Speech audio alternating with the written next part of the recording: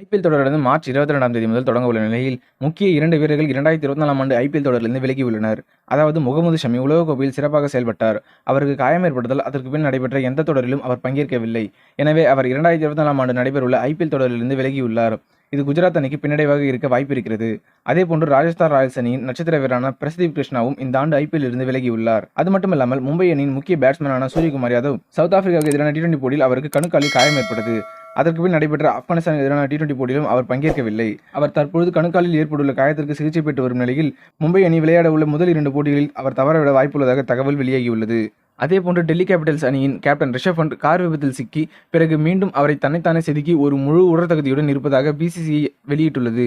எனவே அவர் இந்த ஆண்டு ஐபிஎல் தொடரில் விக்கெட் கீப்பராகவும் பேட்ஸ்மேனாகவும் பங்கேற்க உள்ளதாக தகவல் வெளியாகியுள்ளது.